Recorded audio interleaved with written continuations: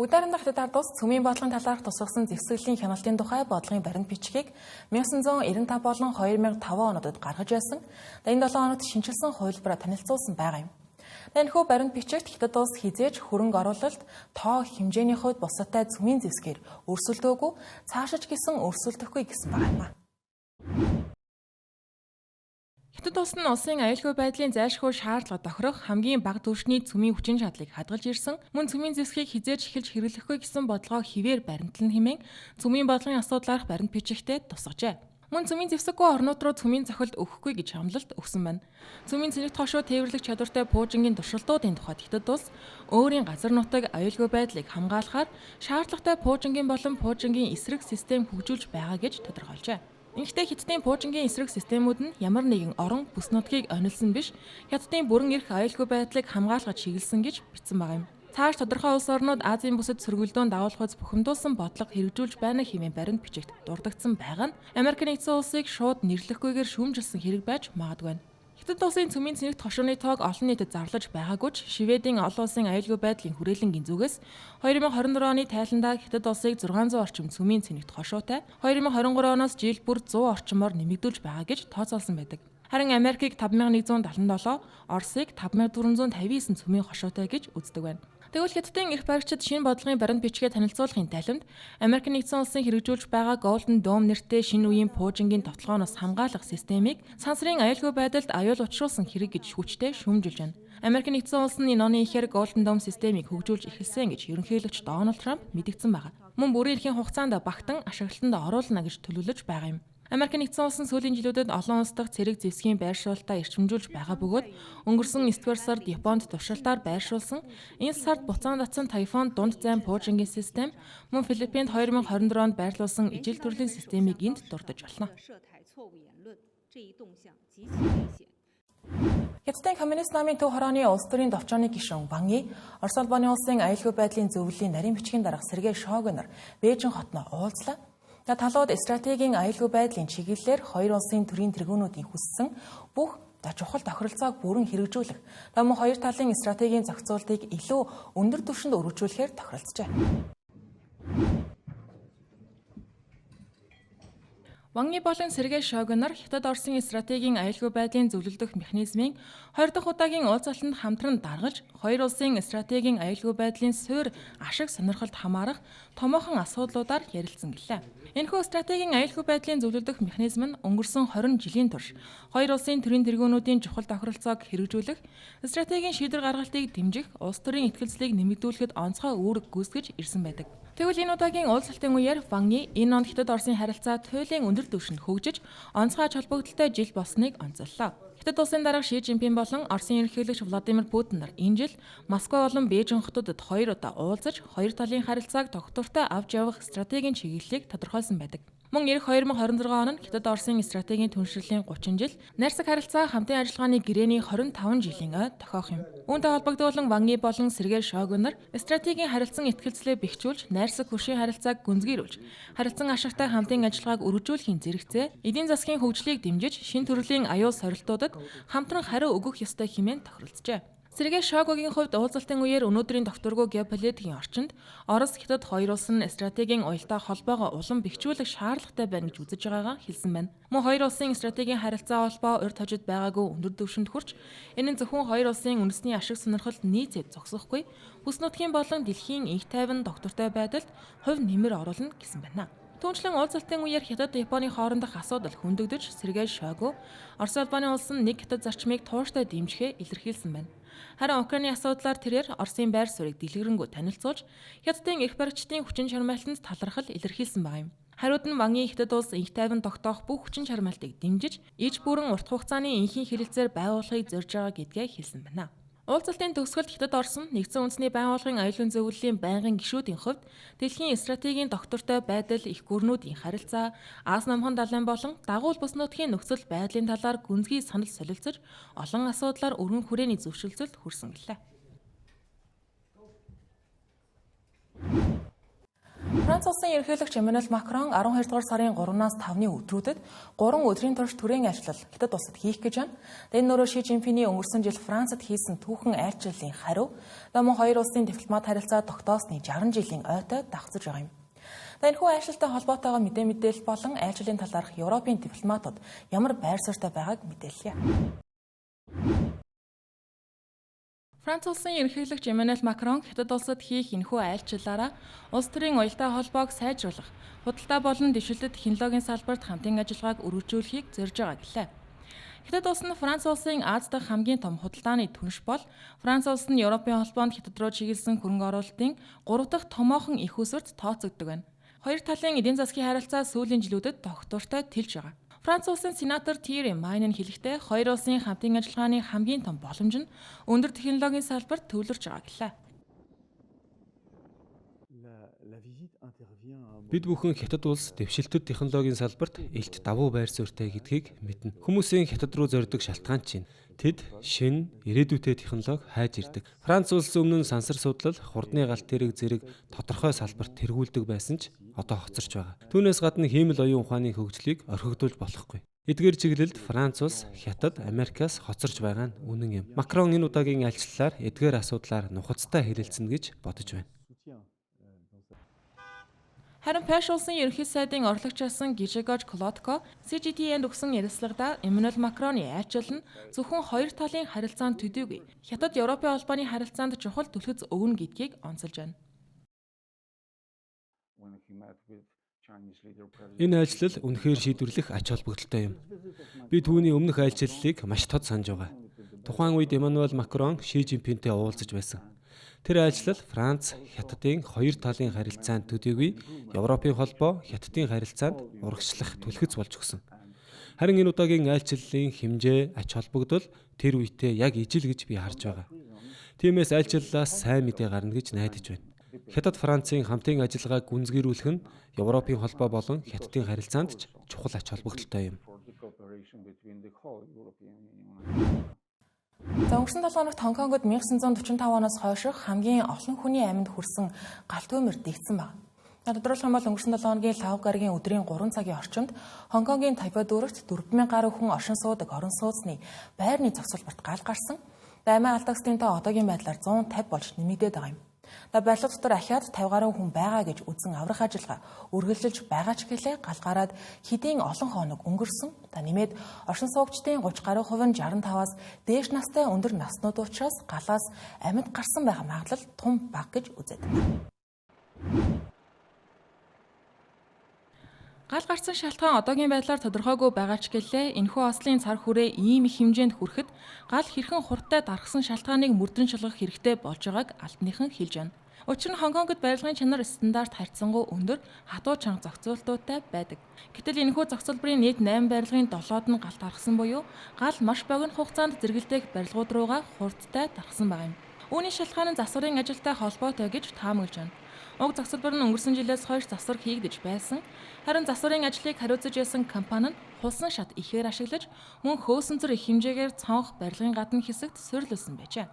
Тийхүү гал дэвсэргүй материал засварын ажилд ашигласныг нь аюулгүй дүрм журмыг үл хайхарсан гэж үзэн засварын компани 2 захирал 1 зөвлөхийг баривчилсан байна. Сэжигтнүүдийг хайхамжгүй байсан гэдгээс гадна ашиг сонирхлын зөрчил, авилга, хэл хахуулын асуудал байсан эсхийг шалгахаар болжээ. Дашим дуртахад гал гарсан Ванфуг орон сууцны зохицуулбар нь тус бүр 32 давхар 8 барилгаас бүрддэг. Гал төмөр 8 барилгын 7-ог нь хамарсан байгаа юм. Нийтдээ 128 галын машин, 57 түргэн тусламжийн машин, 800 гаруй аврагч ажилласан байна. Хонконгийн удирдлагууд уг гал төмөрийг хамгийн өндөр түвшин болох 5 дугаар зэрэглэлийн гал төмөр гэж тогтоогоод байгаа. Галын тухай анхны дуудлага 5 гарагийн 15 цагийн орчимд ирсэн ба Ван Чаон хаус гэх барилгын хулсан хийснээс нь гал гарч эхэлсэн байна. Тийхүү ердөө 5 минутын дотор гал барилгын дотгошоо болон зэрэгэлдэх барилгууд руугаа хурдтай дарахжээ. Энэхүү ослын улмаас Хонконгийн удирдлагууд 300 сая Хонконг долларын яаралтай тусламжийн сан зарлаж, түүнээсээ гамшигт өртсөн өрх бүрт 10,000 Хонконг доллар олгохоор болон орон гэргүй болсон хүмүүс зориулан 1800 хүртэлх орон сууцыг гаргаж өгөхөө амласан байгаа юм. Үүнтэй зэрэгцэн орон нутгаас иргэд болон иргэний нийгмийн байгууллагууд шуурхай ажиллаж, тайпо даяар төр хорогдох байр хандвийн төв тусламжийн цэгүүдийг байгуулан, амьд үлдсэн хүмүүсийг байр хооллоор ханган ажиллаж байна. Мөн цаашид ийм явдал болохоос сэргийлэхийн тулд бусад нийтийн орон сууцны хорооллуудад явагдаж байгаа засварын ажлуудыг эрх баригчид шалгахаар болжээ. За Шанхай бомб энэ он гэсэн дэлхийн хамгийн их ачаа боловсруулдаг Чингэлэг бомбын байр сараа хадгалж дараалан 16 дахь жилдээ тэргүүлэгч болох төлөвтэй байна. Өнгөрсөн 5 гарагт бомбын жилийн ачаа эргэлж 50 сая стандарт Чингэлгийг давсан байгаа нь энэ амжилтандаа 2024 оноос бараг 1 сарын өмнө хүрч байгаа хэрэг болж байгаа юм. Энэ жил Шанхай хот тээвэрлэлтийн чиглэлээ өргөжүүлж, дамжин өнгөрөх ачааны шалгалтын үр ашигтай ажиллагааг эрс сайжруулсан байна. Шанхай бомбд шинээр 12 олон улсын маршрутыг нээж, дэлхийн 50 гол бомбыг холбох боломж бүрдүүлсэн байгаа бөгөөд дамжин тээвэрлэлтийн үр ашгийг 22%-аар өсгсөн байна. Яншин бомбын жишээ үүнийг тод харуулна. Энд нэгэн зэрэг 12 олон улсын хөлөг онгоц зогсон ачаа буулгах тээвэрлэх ажиллагаа явагдаж байгаа ба зөвхөн Шанхай Шиндүн олон улсын терминал өдөрт 31,000 гаруй Чингэлгийг боловсруулж байна. Тухайлбал 11-р сарын 30-ны байдлаар Яншан хилийн шалган нэвтрүүлэх станц 9600 гаруй олон улсын онгоц шалгасан байгаа нь өнгөрсөн оныхоос 4.2%-аар өссөн үзүүлэлт болж байгаа юм. Мөн 236,000 гаруй зорчигч шалган нэвтрүүлсэнд нь 4.8% өсөлт үзүүлсэн хэрэг болсон байна. Шанхай олон улсын тээврийн хүрээлэнгийн удирдлагуудын мэдээлж байгаагаар Шанхай бомбд нь дэлхийн хамгийн давтамж ихтэй шахуу хуваарьтай тээврийн үйлчилгээтэй бомб таж. Цагийн хуваарийн баримтлал өндөр, мөн тээврийн агентлаг, гайл, агуулга зэрэг дагалдах үйлчилгээ нь бүс нутагтаа толгой зогтдог гэлээ. Үүнд сүүлийн жилүүдэд дижитал бомбын технологи, блокчейн, захим тээврийн баримт зэргийг нэвтрүүлснээр нийт ажиллагааны үр ашиг өвлөмж хэмжээгээр өссөн гэж байна. Үүнээс гадна Шанхай бомбд янзын мөрний бэлчирт орших бүс нутгийн бомбын хамтын ажиллагааг гүнзгийрүүлж, нөөцийн уялдаа холбоог сайжруулж байна. Үүний үр дүнд Зэжиамжийн Нимбо Жоншан бомбтой хамтын ажиллагаа энэ 7 хоногт жилийн ачаа эргэлтээрээ 18% өсөлт үзүүлсэн байна.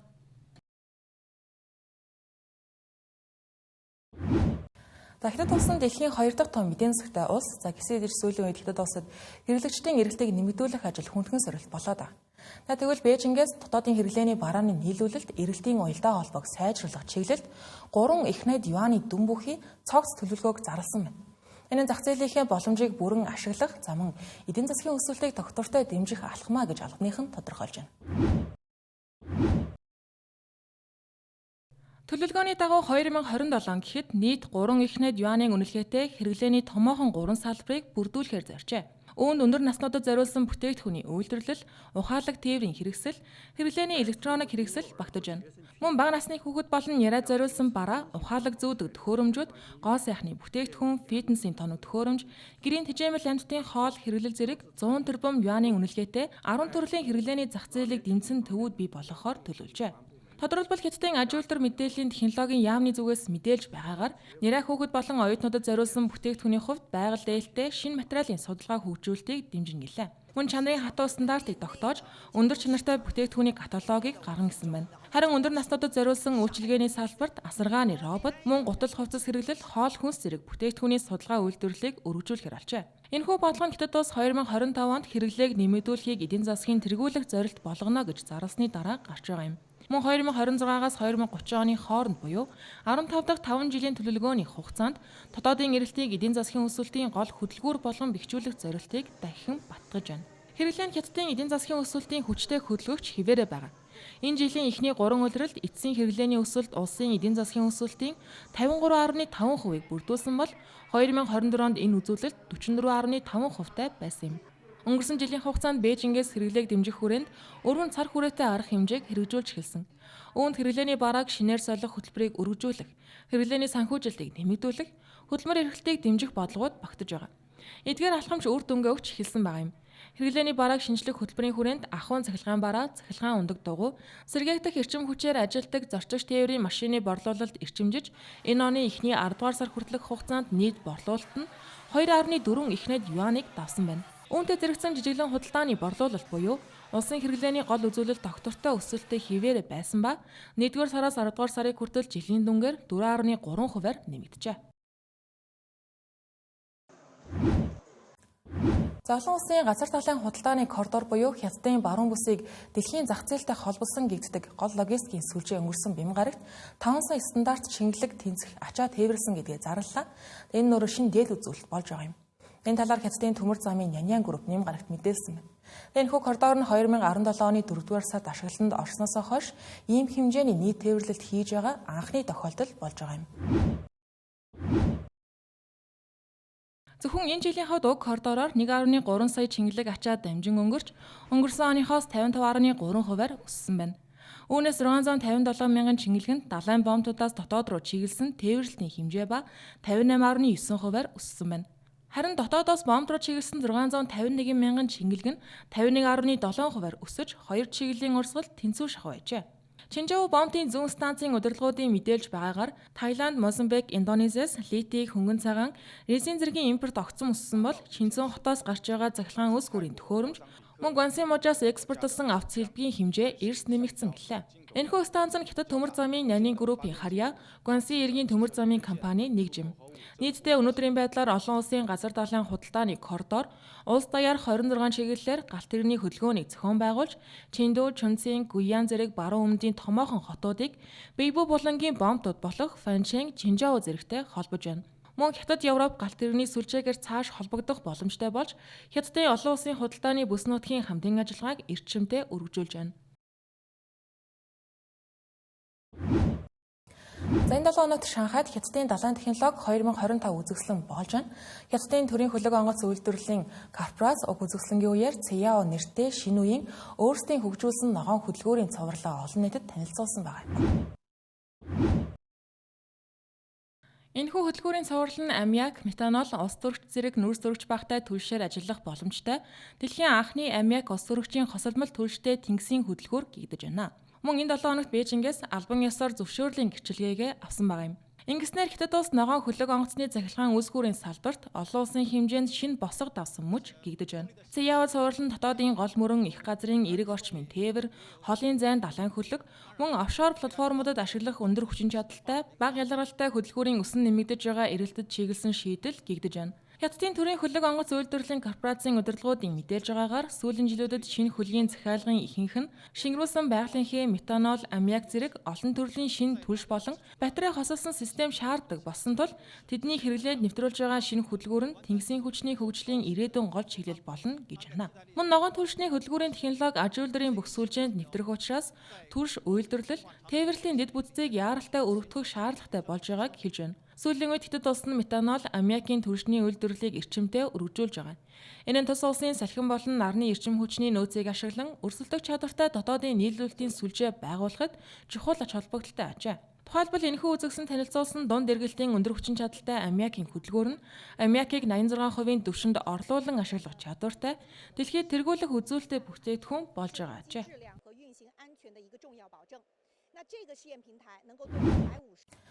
Зүүн Хятадын технологийн төв Ханчжоу хотын гудамжинд робот замын цагтаа ажиллаж эхэлсэн байна.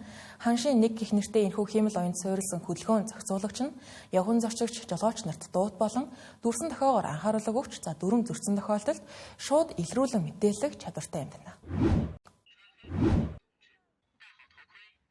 Ханчжоу хотын цагдаагийн ерөнхий газрын тактикийн нэгжийн удирдлага дор бүтээсэн уг робот энэ 7 хоногт анх удаа олон нийтийн дунд гарч туршилтын ажиллагаагаа эхлүүлсэн байна. Өндөр наривчлалтай камер мэдрэгчүүдээр тоноглогдсон Ханшийн 1 нь замын хөдөлгөөний түгээмэл зөрчлүүдийг бодит цагийн горимд илрүүлж явган зорчигч, ундаг дугуй, мотор тээврийн хэрэгслийн жолооч нарт ухаалаг дууны системээр дамжуулан анхааруулга өгч байгаа юм байна. Ханшийн 1 нь зөвхөн зөрчил илрүүлэхээс гадна гэрлийн дохиотой автоматар нийцэж ажиллан хөдөлгөөний ачаалттай уулзууруудад цагдаа нартай зэрэгцэн замын хөдөлгөөнийг удирдах юм байна. Роботын маневр хийх чадвар, өндөр зөөвөрлөх боломж нь хотын янз бүрийн уулзууруудад хурдан байршуулж төвжирлийг бууруулахад дэмжлэг үзүүлнэ гэлээ. Албаны хүмүүсийн мэдээлж байгаагаар энэхүү робот нь одоогоор 2 үндсэн гормоор ажиллаж байгаа юм байна. Нэг нь гол зам дээр хөдөлгөөн зохицуулах, нөгөө нь уулзуур дээр чиглүүлэг өгөх.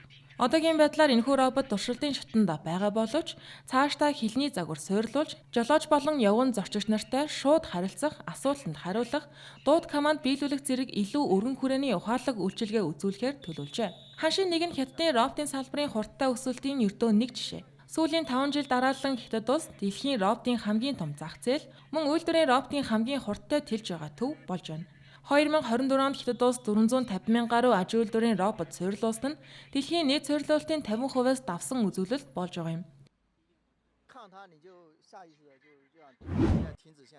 Хятадын өмнөд баруун нутгийн Юньян мужийн ширэнгэн ойн дундуур явах өндөр хүчтэлийн шугамын бүтээн байгуулалтанд хүнд даацын дронуудыг ашиглаж эхэлсэн байна. Энэ нөрөө ойн экосистемийг хамгаалах, бид бүтцийн бүтээн байгууламжтай холбоотой эвдрэл сүйтгэлийг бууруулах зорилготой арга хэмжээ гэж байна. Бүс ба зам санаачлагын хүрээнд хэрэгжиж байгаа гол эрчим хүчний хамтын ажиллагааны төслүүдийн нэг болох Хятад Лаосын 500 кВт-ийн холболтын шугамыг байгуулахад энэхүү хүнд даацын дронуудыг ашиглаж байна.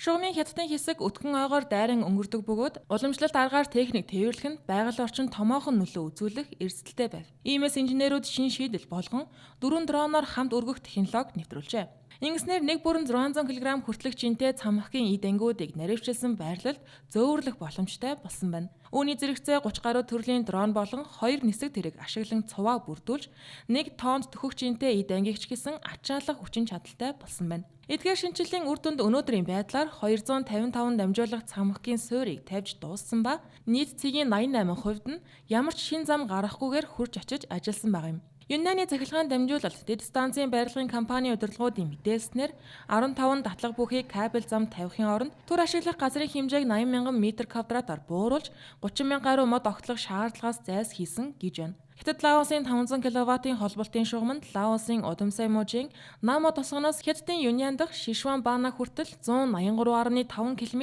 үргэлжилдэг 2026 онд ашиглалтанд орох төлөвтэй байгаа юм. Шугам бүрэн ажиллагаанд орсноор хоёр улсын хооронд 1.5 сая кВт хүртэлх хоёр талын эрчим хүчний солилцоог хангахын зэрэгцээ жил бүр 3 тэрбум кВт цаг эрчим хүч дамжуулах боломжийг бүрдүүлэх юм байна.